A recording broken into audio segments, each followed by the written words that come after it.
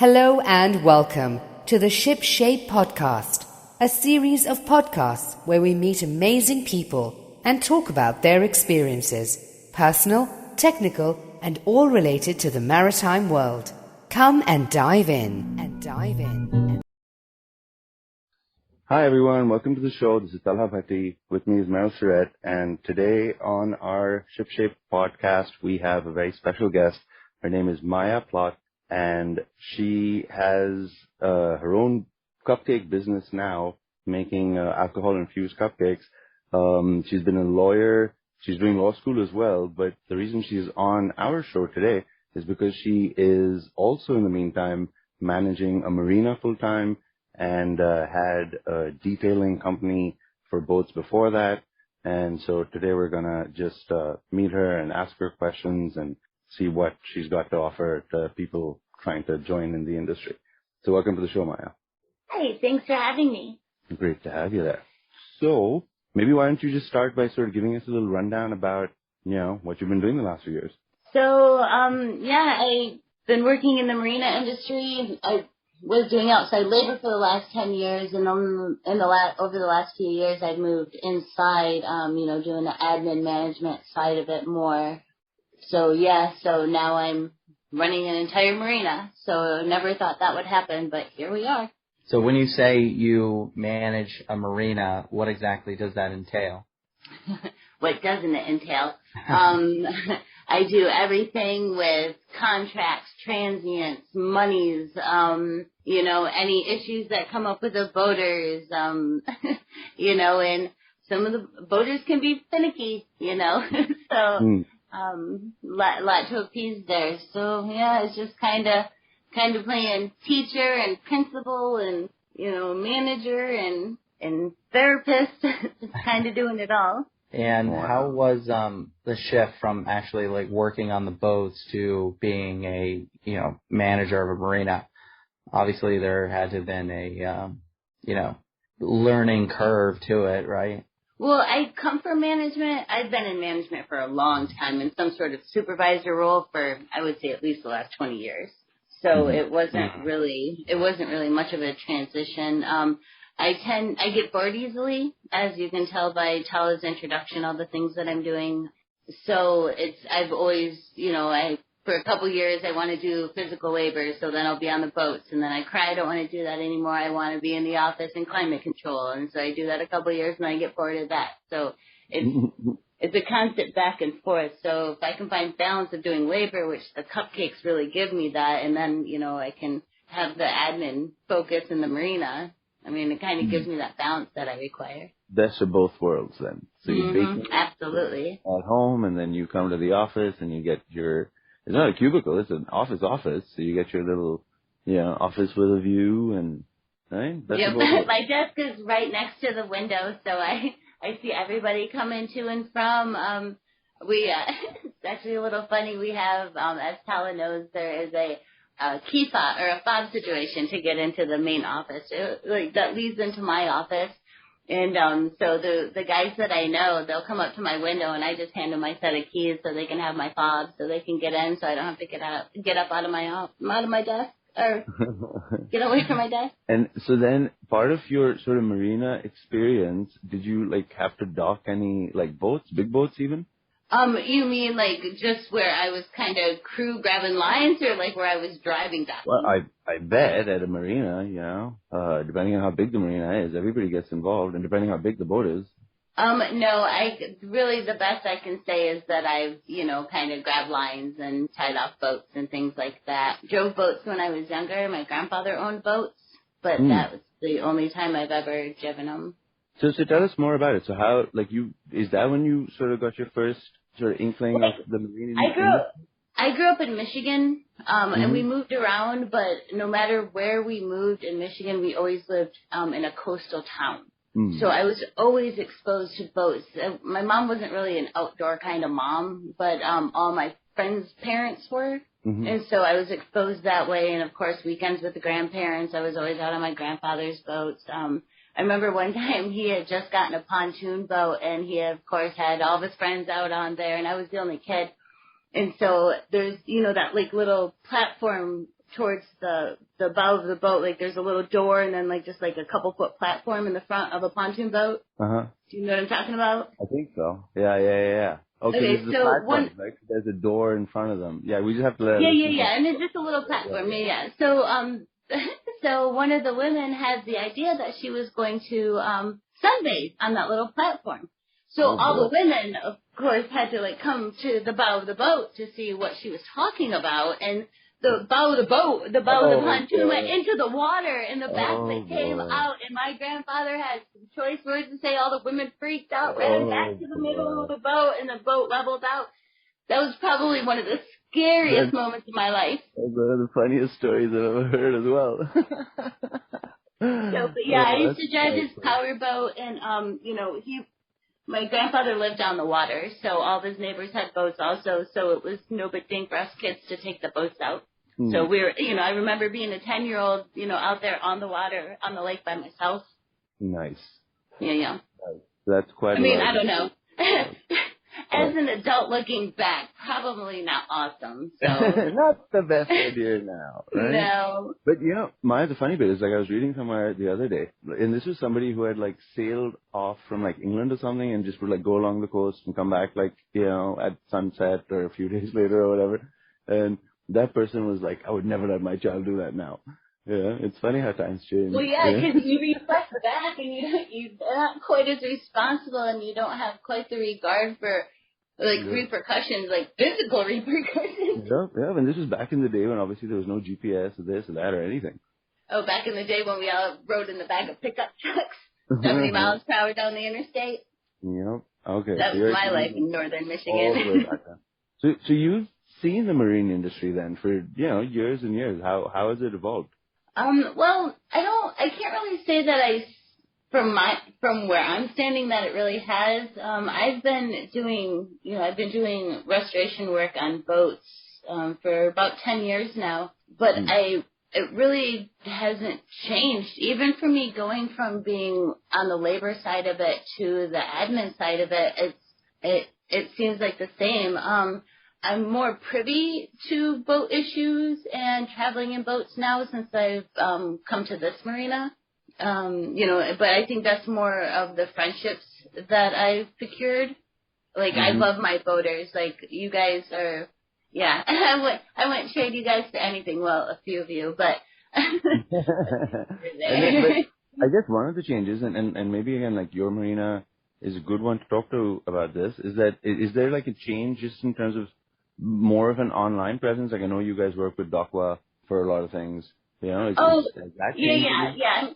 Yeah, I'm glad you pointed that out. So, I do see where the marina industry is evolving, the marina industry is evolving, where we do have that online platform, and I won't allow any boats to come in unless that reservation has been made and, and it's been approved by myself or my dockmaster, because we can't, there's too much of a risk of just verbally saying, yes, you can come in and we'll, do the paperwork in-house. What if I can't find them? That's a big risk for my company. So they are required to do that. And I do get the occasional, and I say that to say this, I do get the occasional older person that, they'll fight me on it. They'll say, well, I don't do that. I don't do the stuff what you're talking about. And I was like, well, I don't do your boat. Oh, boy. So, you can't challenge, you can challenge policy, but only to an extent, like these are our requirements. And if you don't want to, conform, you don't have to come here. And I don't mean to be rude when I say that, but I don't want to have to explain to my, the president of my company why, we didn't get paid for this transaction, just because this guy wanted his way. So tell us, how did you get into, this office stuff? Like, somebody who wanted to get into this industry, eventually manage a marina, how does one start? I think really it's just a culmination of all my past experiences have led me up to this. Because, I come from property management, so that gives me contract experience. I've done other management admin my whole life. My entire life I've gone back and I've always had some sort of labor job to go with my admin job. I've done both my whole life. since I was a little girl. So I would just say anyone that wants to get into this industry, learn boats. That's going to be the most important, even if you just learn the basics of boats, because that will at least, it'll get you started in the right path.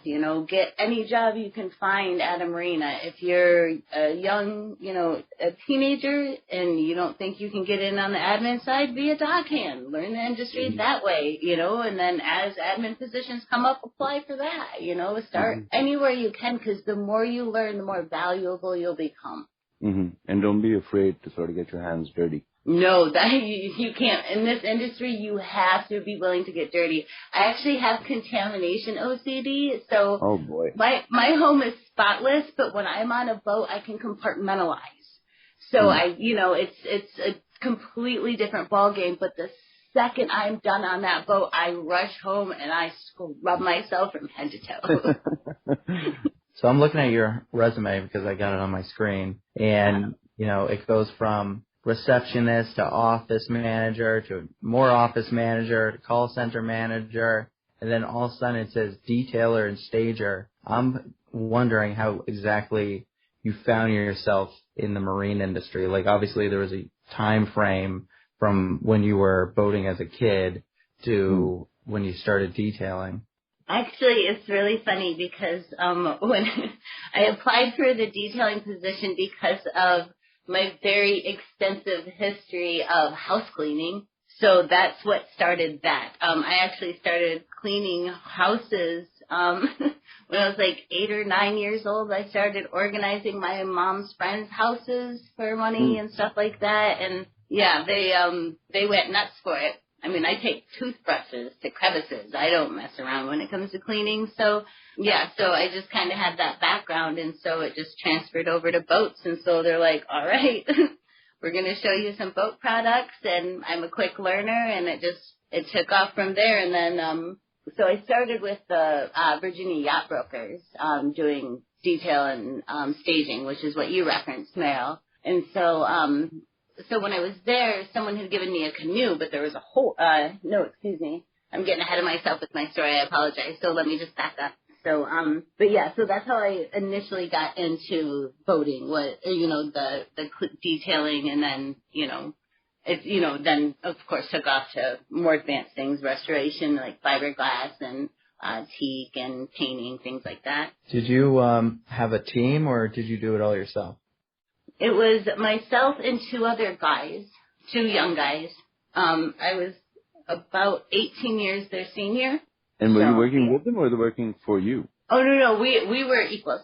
Okay. You guys were all working for another company. Yeah, I was the only one that did staging, though. Like, they did the detail cleaning with me. So tell us more about staging. What is staging? Staging's just making it presentable for pictures and things like that. How would somebody wanting to get into that profession, how would they do that? That would probably be someone that has some sort of interior decorating niche, kind of wanted to go in that direction. I enjoy it. I would brag that my apartment's very cutely decorated. So I think it's just people who have a niche for it, then, just go. Anyone that's interested in staging, they're staging for houses for sale, RV places do staging. You just go there, and I would imagine just apply, and they would be, do you have what it takes? They're going to scoop you up, because presentation, as we all know, is the key to capitalism.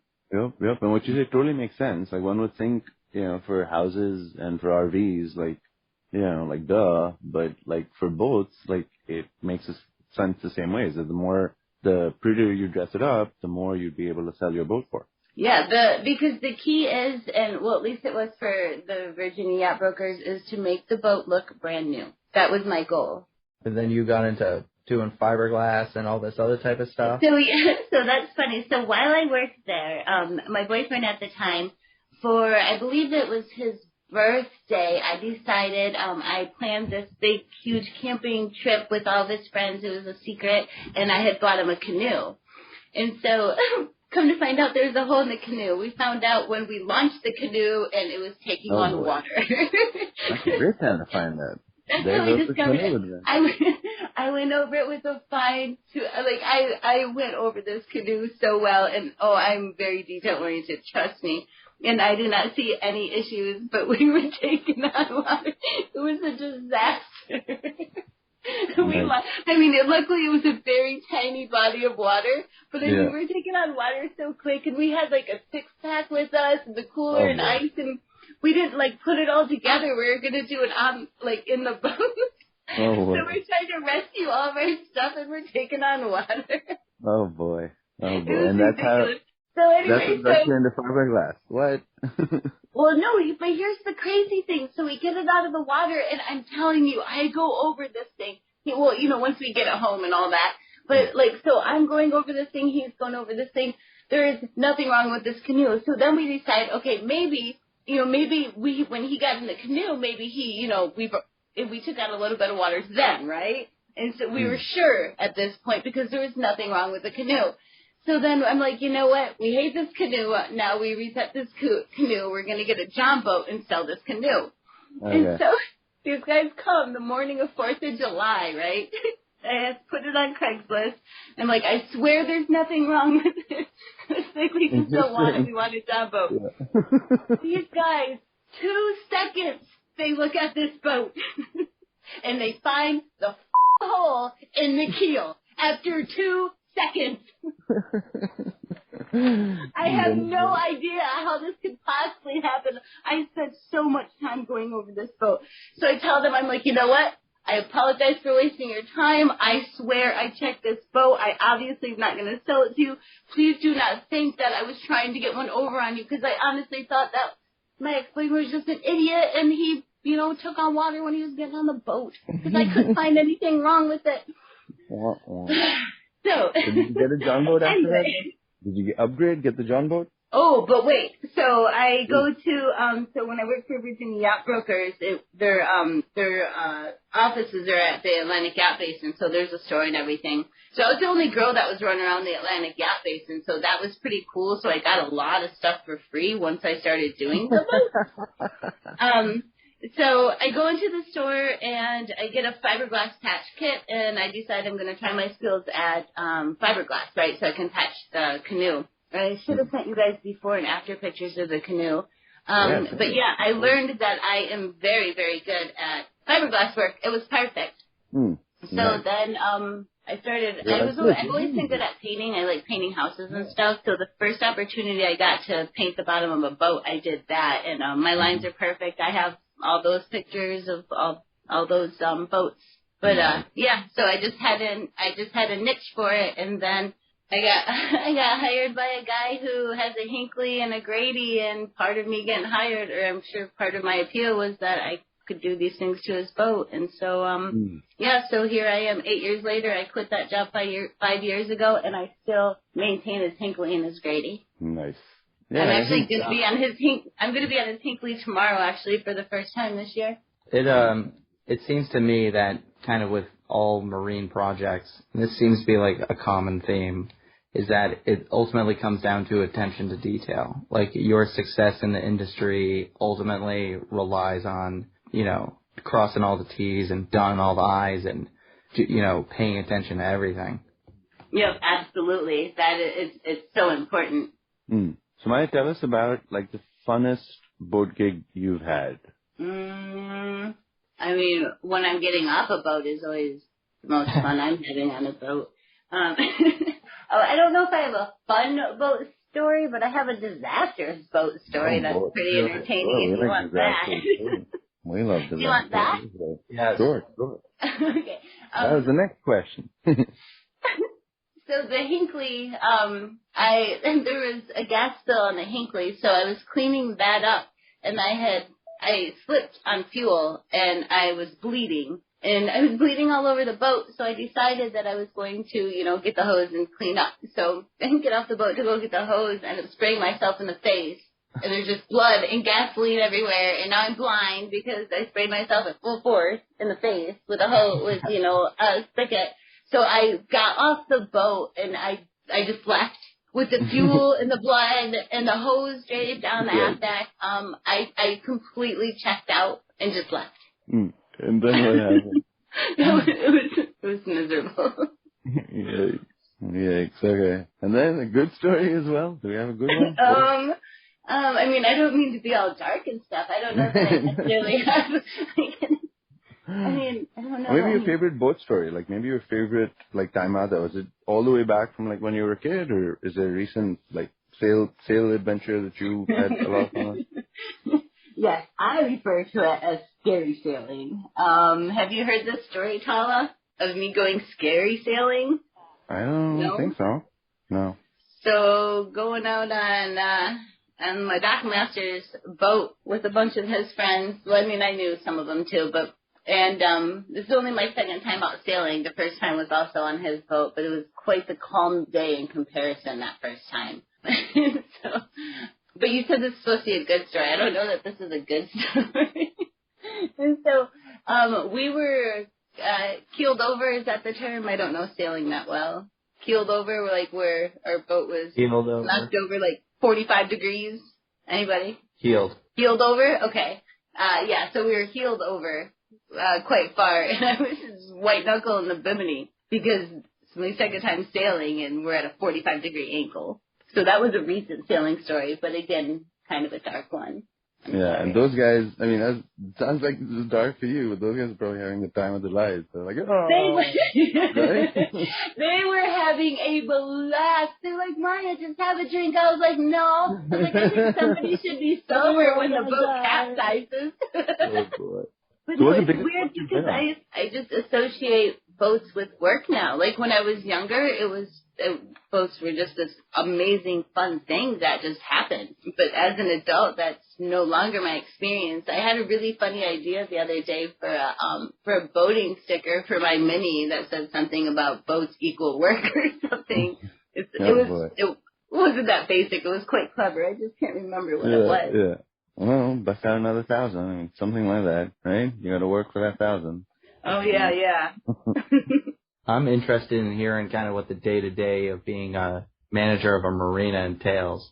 I feel like from all my experiences dealing with my marina managers, I give them like, a wrath of shit, like probably too many times. And I feel like that's the general theme of all these like people that own boats just showing up at the marina, making demands of certain things. I'm probably the exception to that. I definitely do not want to sound conceited or anything, but my boaters love me. Like, why? They completely have my back. Well, because I have their back. Why do you think that? Why do I think that? I think because they know that, I go to bat for them. They know that I have people that I answer to and that I don't, I can't always make everything happen for them, but they know that I do absolutely everything that I can for them. They do not doubt that. I'm showered with gifts and things all the time. I mean, that just shows their appreciation. What's the strangest request that you've received at the marina? Oh, gosh, the strangest request. I'll stew on that for just a second, but I will give you a generic answer for now. It was this contradictory situation, and it was a little ridiculous, but I had asked these boaters to put their dog on a leash. In addition to ignoring me after I had asked like 3 times, they continued to complain about how other people handle their dogs and how they don't follow the rule while they stood in front of me and directly disobeyed a rule. They complained about other people disobeying the rules about their dogs. So that was a little bizarre that they didn't see that, It's always something different. Every day is new. Well, one of the funny things I've seen kind of with these it's like these rules at the marina in states. Like at our marina, they didn't have rules such as no biking on the docks, right? That didn't happen until a bunch of people started just biking across the docks on their like little bicycles. And then the marina instated this rule that was like no bikes. So everyone had to stop that. And then all of a sudden some people started rollerblading on the docks. And the marina had to send out an email being like, there's a new rule that you can't rollerblade on the dock, and all these strange things that they have to come up with because people do crazy things. And Meryl, because of your education, you have to see you have to see that for what it is. You have to see the marina's validity in that claim, because like that is a huge freaking liability. Well, I don't work for the marina, so I'm always just waiting for something. Well, I mean, that's fair. I guess it is kind of like you're agreeing with your enemy kind of a thing, but but I'm just saying, you know, like I would freak out because I'm constantly, but again, I care about my boaters, so for me, like I'm in a constant state of worry about, you know, safety, and are they, you know, is my corporate office taking care of them the way they're supposed to be? But that's just kind of who I am as a person, you know. I'm in that role. They're all I have like 100 people dependent upon me in the off season. That's not counting all the transients that are dependent upon me. Of course, and my dock master. I have an awesome partner in my dock master. But it's just, it can be a lot. Do you ever have any like people that show up super drunk and start crashing into things? Did that ever happen at the marina? I hear stories. I hear stories, but I don't know. I don't know if it's a drunk thing as much as a can't drive thing. I remember hanging out in one of the boaters' boats, and we were sitting there, and he was showing me like everything he'd been doing to his boat, and then all of a sudden, I look out of the hatch, and I see this sailboat like coming down the fairway like a ping pong ball, and I was like, oh no! And I went around it out, and it was a French couple, right? And he can't drive. It's windy. They should not have been moving at this time. Wrong winds, too windy. And so they're just like a ping pong ball, just smashing off one boat to the next, like on their way up to the seawall. And so they're French. I had spoken to them, so I knew they barely spoke English. I was using a translator with them. So everybody comes out off the dock that's hanging out drinking beers and stuff, and they're all screaming at them, trying to give them direction. Meanwhile, all they're doing is screaming at them in a foreign language, which is probably not helping anything. So that was probably the most devastating one that I actually witnessed myself. But it was just bad decision making. It was not, I don't think alcohol was a contributing factor at all. No alcohol, okay. And Maya, tell us just more about your marina. Tell us more about like the neighborhood. Like, have you traveled? Do you want to travel? Are you going to stay in that sort of area? Yeah, the location of my marina is definitely in high demand. There's 5 other marinas in our creek. One of them's a military base. 5+ military base. We were the only marina doing transients, and now there is a marina a little further up the creek, opposite side of us, that just started taking transients in the summer. But we're still going to be in a situation where, you know, we have to turn people away because we just can't accommodate them. But it's a good location. We have it was 2 marinas that got merged into one, and it was purchased about 3 years ago, I think it is now. Mm-hmm. And then, of course, I don't work for the owners. I work for the managing company. Mm-hmm. But they developed condos. So there used to be a dry boat storage there, and they had a lift and everything, and they got rid of all that. And now there's condos. But it's definitely an improved neighborhood. I've lived in this neighborhood almost 20 years. I moved here from Michigan about 20 years ago. Mm-hmm. And so where the marina is now, it's all new development, and there's a lot of money put into that neighborhood. And oddly enough, 20 years ago, it was ghetto. The kind of ghetto, that you see on TV.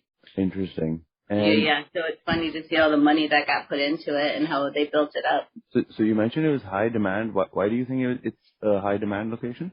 This is going to kind of show my boating ignorance a little bit because I don't actually go out and boat. You know what I mean? But I think it has something to do with where we're located along the ICW. I believe that's true. And I don't know that there's probably a lot of marinas here in the Chesapeake Bay like that. Mm-hmm. So those are probably contributing factors. I feel a little bit silly for not knowing the answer, having a more confident answer. Is obviously a huge target for sailboaters. It's just a playground.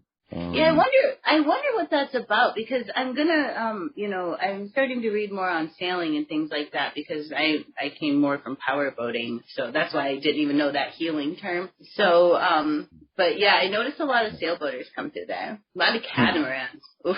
I didn't know so many catamarans existed.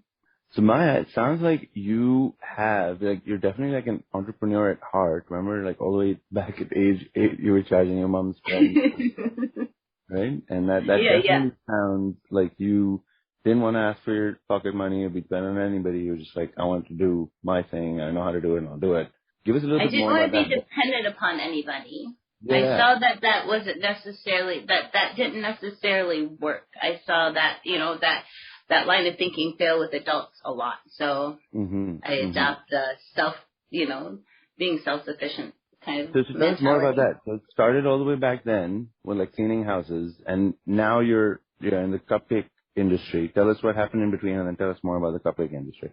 I think I mentioned earlier, I've always had just kind of like, I've worked. I've always had just little side jobs. So that's what I mean. Like, was there any other entrepreneurial stints in the middle, or was that way back and then this one was the next one, like years later? Yeah, I would have to say, I did that when I was younger and then just had, regular jobs. And then I had, my own boat restoration gig for about 10 years, Ship Shape, same as y'all's name. No way. Yeah. That's why you befriended me, so that way I don't see your pants off. That's what that is. Nice. And is there still anyway, I just decided to go somewhere else to see you bake some cupcakes. Yeah. That's nice. Is it more about the baking then? Yeah, so I'm old. I don't look it, but I feel it, and I'm tired, and so I want to get out of boating, or at least, the labor side of it. I just want to, at most be in a little sundress on a friend's boat in the summertime having a cocktail. That's what I would prefer to associate my boating life with now. Because, now I'm in climate control doing labor, so I've meshed the two worlds. And so I've been baking for years. I've always baked and cooked. I kind of like doing everything. I get bored very easily, so I have a lot of abilities and skills. So I think just because of that, because I get so bored. So I've been making, just for fun and at friends' request, I've been making alcohol-infused baked goods. And then I'm the person that puts thought into action. And so one day I'm walking around downtown with my ex-boyfriend, and I said, I don't know why I'm not on a professional level with my cupcakes. I probably should do that because I'm pretty sure I would control the monopoly, and that was probably more of a turn on for me than anything. Being able to say you control monopoly in 2022 is pretty freaking impressive.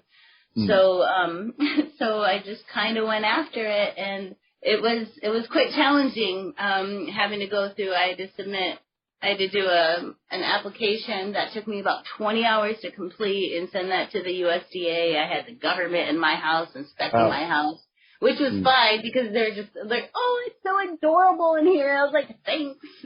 I kind of had to force them into the inspection almost. I probably shouldn't say that, but I was, overly prepared for them, as I always am.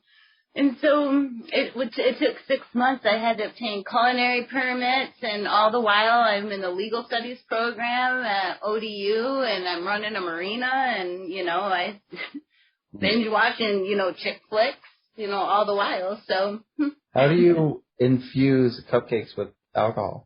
Or just baking goods? Is it like a jelly, Or...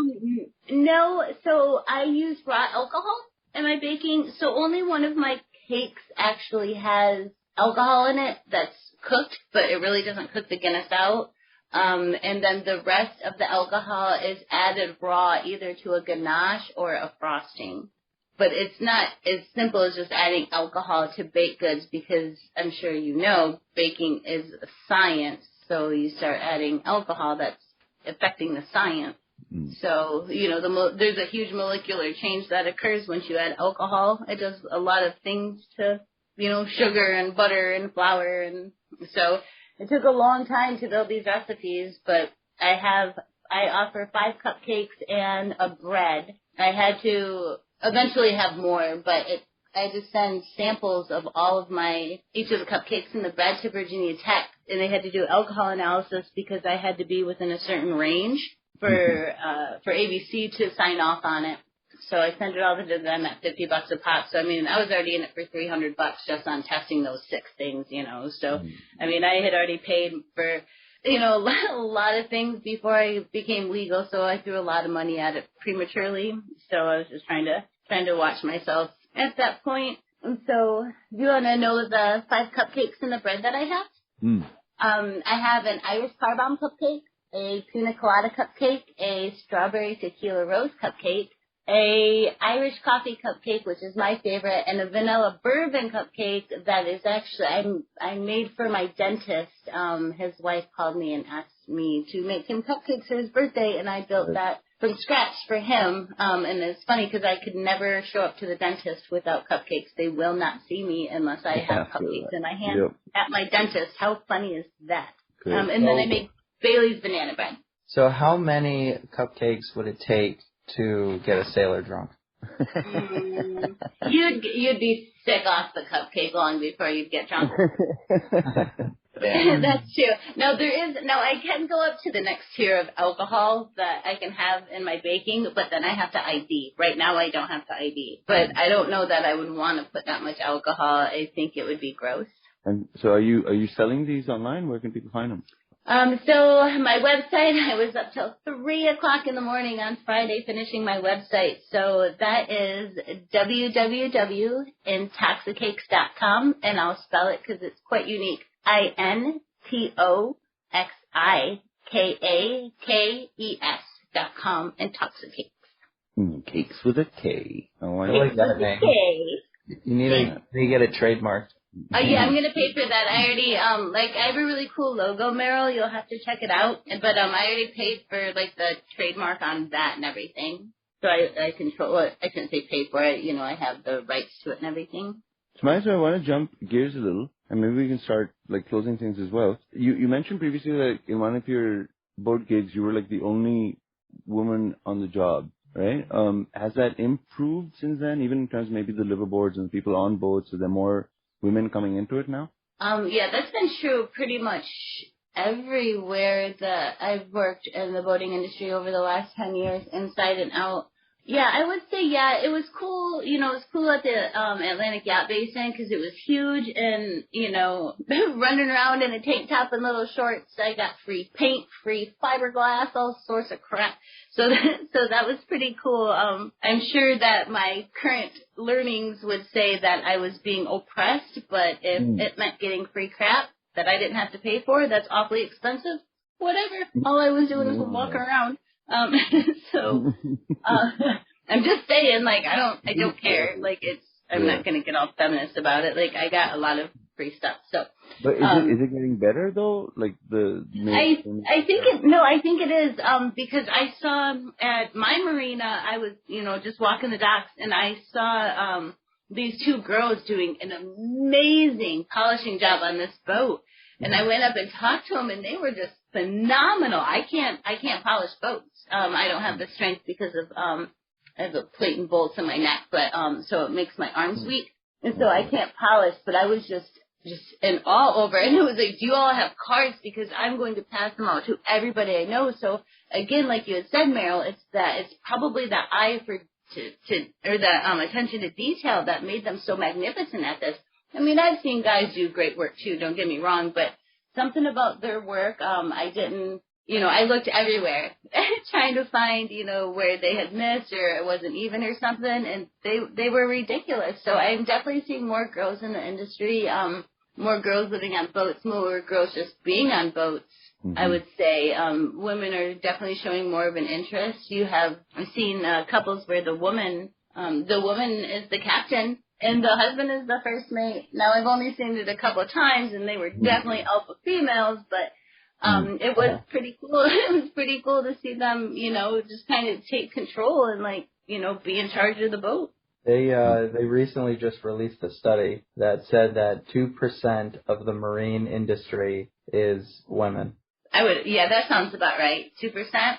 Yeah. Yeah. But I bet those numbers start doubling on an annual basis before long. And why do you think that is? I think just like with anything else, women are starting to show more of an interest in male-based hobbies. I've always been a tomboy. While I've always been a girly girl, I've always been a tomboy, and other girls were never interested. And I was like, so I just went on with it. But now I'm seeing more women interested. Those conversations that I used to only be able to have with the boys, girls are starting to pop up, and I'm able to have those conversations with them. So that's pretty cool to see women starting to sprout up in a male-based industry, and I think that's just what it is. I think we're going to start seeing that everywhere. Nice. So maybe to close it, Maya, give us like a couple of tips for somebody over the course of entrepreneurial. Does that put everything together? 3 tips for success from Maya. I think really, really all success really requires is you have to be determined, and you can't be lazy. I mean, if success was easy and being your own boss was easy, literally everybody would do it. And then it would make sense because we would just have a whole band of people in charge. So I really think that you just find something that you enjoy. If it's the boating industry, if it's being a sailor, be the best sailor you can be. Maybe go into the Coast Guard. You're going to learn a lot there. My dock master did 20 years, and he is ridiculously impressive at the helm. I almost said behind the wheel, but, at the helm. So, so, I mean, that might be a path there. You can always, you can get scholarships and funding from, oh my gosh, I cannot think of that outboard motor that does the, oh my goodness. Yamaha. Yamaha. Yamaha has schools, and you can. I just made that up. Forgot Yamaha. That's ridiculous. Yeah. But Yamaha has schools. You can get funding and stuff. You probably have to sign a contract and work for a company, but hey, I mean, that's work, in your chosen profession. And so there are a lot of opportunities. If you want to detail boats, it's quite therapeutic. I do enjoy just washing boats too. It's really therapeutic. Just put some music in your ears, and you get some sun and you get paid. So it's not too bad of a gig, There's usually sodas and beers. I drink water, but there's the options usually. So I say, you just have to, I want to do something positive for the world, so that's a big motivator for me. So, but really you're only limited by yourself. That's, I mean, what it really comes down to. You're only limited by yourself. So just get out of your own head and do what you want to do and be the best version of that every single day, because that's what I do, and it seems to work okay. Nice. Awesome. So, Maya, thank you again for coming on, and just, on the way out, if you want to tell our listeners where to find you or your marina. You already gave us your cupcake info. You can throw that in again if you need to. Yeah, I am the manager of Little Creek Marina. I unfortunately don't know what marker or anything that is, because like I said, I don't really boat. But we're Little Creek Marina. You can find us on Dakwa. You can do a transient reservation there. If we can fit you, we'll definitely approve you and let you know how to find your slip. And hopefully we'll hear some of these listeners today will come out and see me at the marina. Love it. Appreciate it, Maya. Thank you so much. You're welcome. Yeah. And we'll be touching base soon then, guys. Take care. Stay tuned. The Ship Shape Podcast. Check back every Tuesday for our latest episode. And be sure to like, share and subscribe to shipshape.pro.